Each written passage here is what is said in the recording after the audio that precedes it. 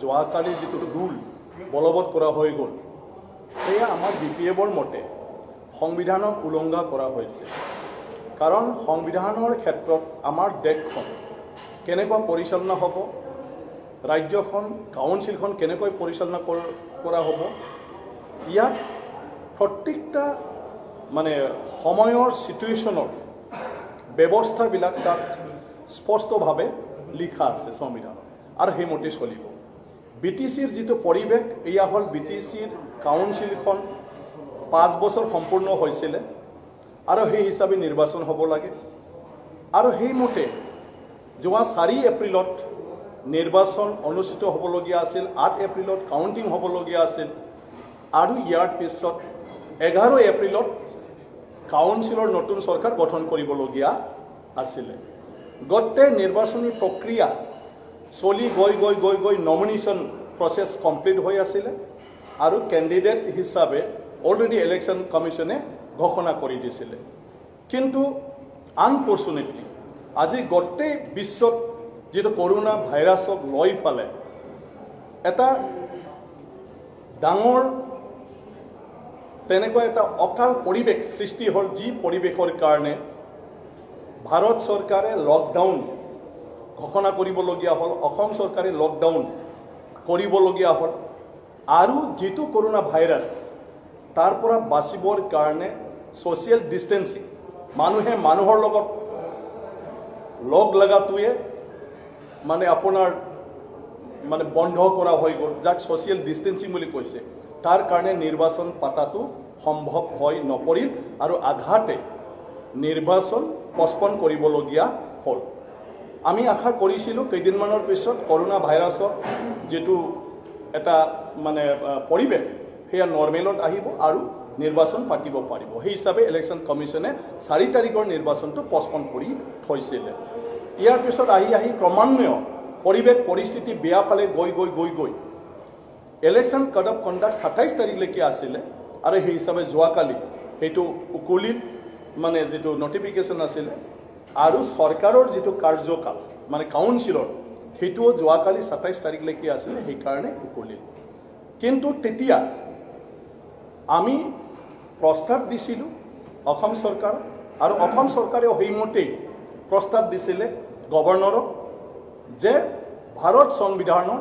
6ষ্ঠ অনুসূচীত স্পষ্টভাৱে তেনেকুৱা ধৰণৰ যেতিয়া পৰিৱেশ আহে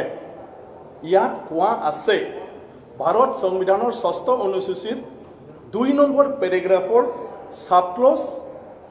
6A প্ৰভিজন, এইটো উকিলবিলাকে জানিব আৰু আপোনালোকে পঢ়িলে জানিব। সাবক্লজ 6A প্ৰভিজন যে 5 বছৰ চৰকাৰৰ সময় যেতিয়া 5 বছৰ উকলিব, কিবা বিশেষ কাৰণত ইমাৰ্জেন্সিৰ কাৰণে যেতিয়া নিৰ্বাচন হ'ব নোৱাৰে, গভৰ্ণৰে যেতিয়া নিৰ্বাচন পাতাটো অসম্ভৱ বুলি ভাবে, তেতিয়া কাউন্সিলখন 1 বছৰৰ কাৰণে এক্সটেনশ্যন কৰিব পাৰিব আৰু যদি তেনেকুৱা সিচুৱেশ্যন চলি থাকে তেতিয়াহ'লে আৰু 6 মাহৰ কাৰণে এক্সটেনশ্যন কৰিব পাৰিব। এয়া হ'ল সংবিধানৰ প্ৰভিজন। এইটো মই কোৱা কথা নহয়, ভাৰত সংবিধানৰ ইলেকশ্যনৰ ক্ষেত্ৰত কাউন্সিলৰ ইলেকশ্যনৰ ক্ষেত্ৰত যেটো উল্লেখ কৰিছে সেয়া সেইটো কথা। তো সেই হিচাপে কোনো সাংবিধানিক এইটো এটা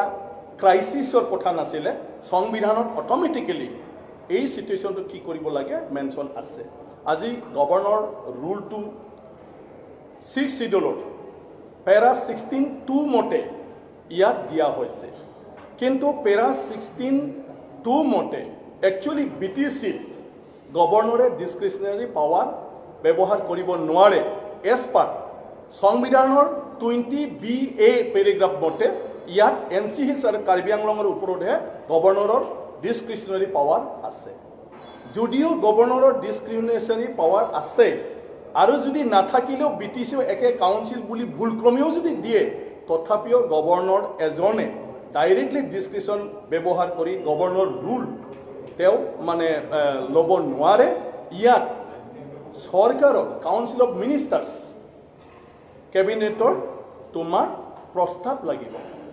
আৰু কেবিনেটৰ কনসালটেশ্যন কেবিনেটৰ কনসাল্ট কৰাটো ইয়াত নেসেসাৰি বুলি উল্লেখ আছে। কিন্তু আমাৰ চৰকাৰখনে কি দিছিলে যে এজ পাৰ সংবিধানৰ 6ষ্ঠ অনুসূচীৰ পেৰা 2 ছাবক্লজ 6A প্ৰভিজো মতে 1 বছৰৰ কাৰণে এক্সটেনশ্যন কৰিব লাগে গতিকে সেইটো গভৰ্ণৰে এজ পাৰ কনষ্টিটিউশ্যন এইটো ৰুল অভাৰ কৰিব নোৱাৰিছিলে কিন্তু 16(2) মতে গভৰ্ণৰে সেইটো কৰিলে গতিকে গভৰ্ণৰৰ দুটা বস্তু এটাটো হ'ল বডোলেণ্ড টেৰিটৰিয়েল কাউন্সিল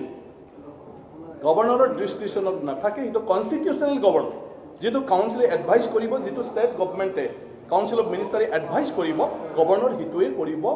লাগে এটা কথা দ্বিতীয় কথা যদি গভৰ্ণৰে ভাবে যে এই ডিসক্ৰিপশনাৰী পাৱাৰটো যদিও বডোলেণ্ড টেৰিটৰিয়েল কাউন্সিল সংবিধানত উল্লেখ নাই তথাপিও পাৰো তেতিয়া হলিও তেও কাউন্সিল অফ মিনিষ্টাৰৰ এডভাইসতহে যি পৰামৰ্শ দিয়ে সেইমতে তেও কৰিব পাৰে গতিকে সেইটো কৰা নাই গতিকে এতিয়া তেনেকুৱা ধৰণৰ বিষয় হৈছে আৰু 16ৰ মতে কাউন্সিলৰ বিভিন্ন কাৰণত যদিহে গভৰ্ণৰে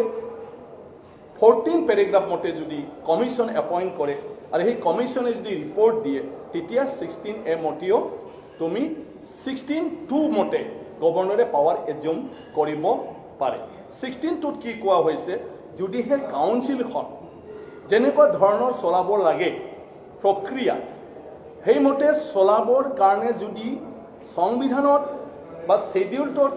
কোনো প্ৰভিজন নাথাকে এক মুহূৰ্তত তেতিয়াহ'লে গভৰ্ণৰ নিজেই এই ক্ষমতাটো ল'ব পাৰে বুলি আছে কিন্তু সংবিধানত অলৰেডি প্ৰভিজন নথকা নহয় আজি ইলেকশ্যন পাতিব নোৱাৰাটো সংবিধানত প্ৰভিজন আছিলে আৰু সেই প্ৰভিজনটো হ'ল যে ইণ্ডিয়ান কনষ্টিটিউচনৰ 6 শিডিউলৰ পেৰা 2 ছাবক্লজ 6A প্ৰভিজন স্পষ্টভাৱে ইলেকশ্যন যদি পাতিব নোৱাৰে কিবা ইমাৰ্জেন্সি কাৰণত তেতিয়াহ'লে গভৰ্ণৰে 6 মাহ এক্সটেনশ্যন কৰিব পাৰে প্ৰভিজন অলৰেডি আছে দেয়াৰ ইজ প্ৰভিজন তো এই প্ৰভিজন থকাৰ পিছত এইটো হ'ব নোৱাৰিছিলে কিন্তু আজি গভৰ্ণৰ ডাঙৰীয়া আমাৰ সংবিধানৰ মুৰব্বী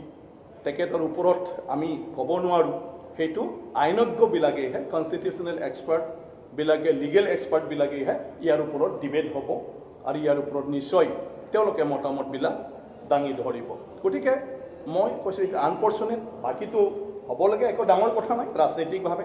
যে গভৰ্ণৰ শাসন সেইটো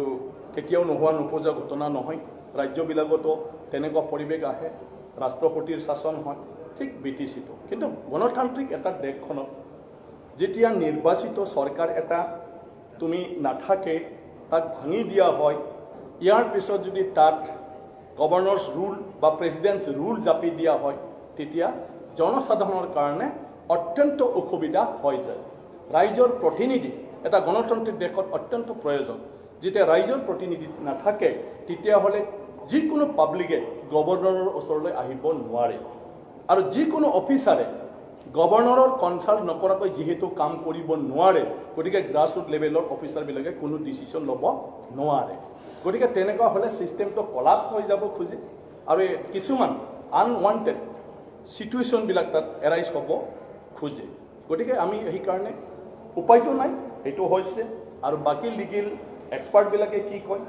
সেইবিলাকৰ ক্ষেত্ৰত তেওঁলোকৰ ওপৰত যাব হোৱাটো নোহোৱা কৰিব নোৱাৰে কিন্তু এইটো এটা বেড প্ৰেচিডেন্স যিহেতু মানে হৈ থাকিব সেইটোৱে আমি গভৰ্ণমেণ্টক চাবৰ কাৰণে কৈছোঁ ইন ফিউচাৰ যাতে তেনেকুৱা ধৰণৰ নহয়গৈ এতিয়া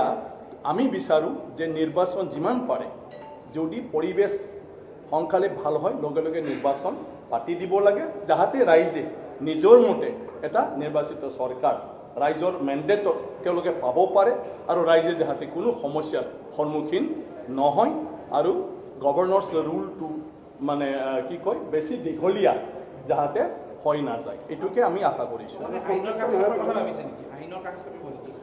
নহয় তেনেকুৱা আমি ডাইৰেক্টলি আমাৰ পৰা আমি আইনৰ কাষ নাচাপোঁ কিন্তু কোনোবা নহয় কোনোবাতো কাষ চাপিবই আইনৰ কাৰণ সেইটো হ'ল a kind of violation of constitution